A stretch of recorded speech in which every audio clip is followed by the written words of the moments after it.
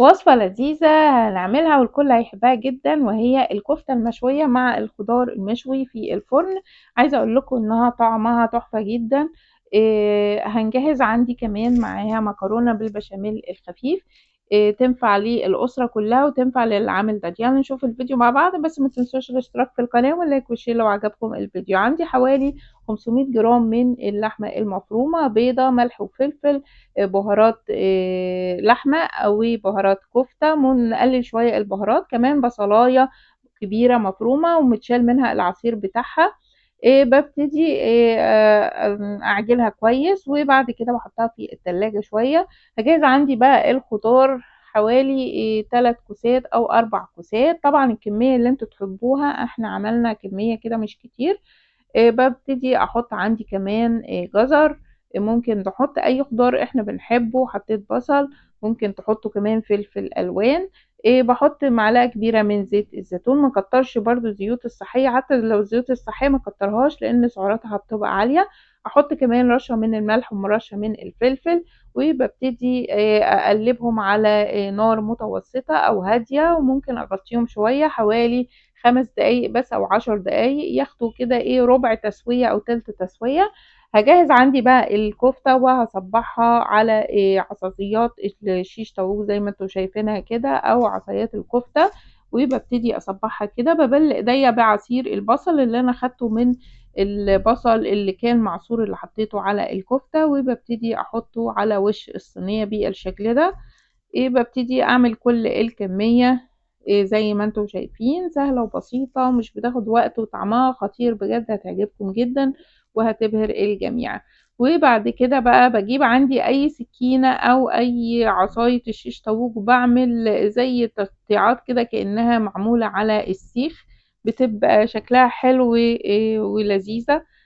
تحسي كده انك جايباها من عند الراجل الحاتي كده، بتبقى حلوة بالشكل ده. وبحطها بقى في الفرن، يا دوبك ممكن ندهنها بحاجة بسيطة من السمنة.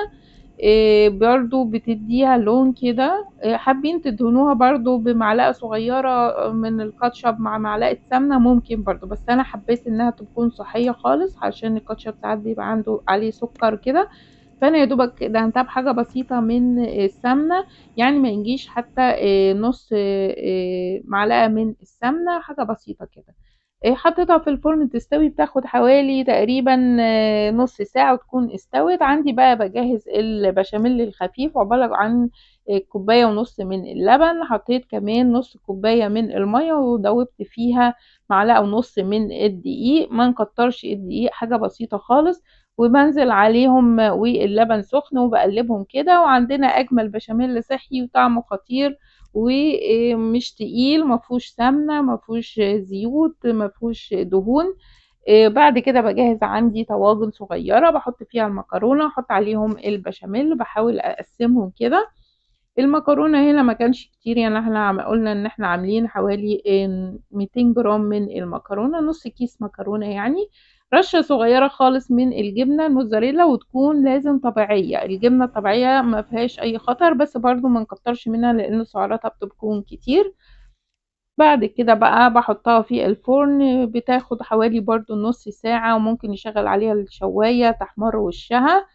طالعة تحفة وجميلة، والوصفة كلها على بعض خطيرة جدا. ولما نيجي نحسب السعرات مش كتير، يعني احنا ممكن ناخد 3 أصابع من الكفتة، ممكن ناخد شوية من الخضار، ونص الطاجن المكرونة، ما نكترش برضو مكرونة، حوالي بيبقوا تقريبا 3 معالق مكرونة أو 4 معالق لما نيجي نحسبهم.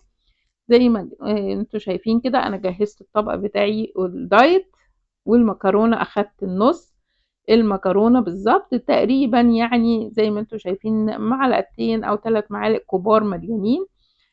ببتدي بقى احط كمان الخضار معاه. لو عجبكم بقى الفيديو ما تنسوش الاشتراك في القناة واللايك والشير. باي باي.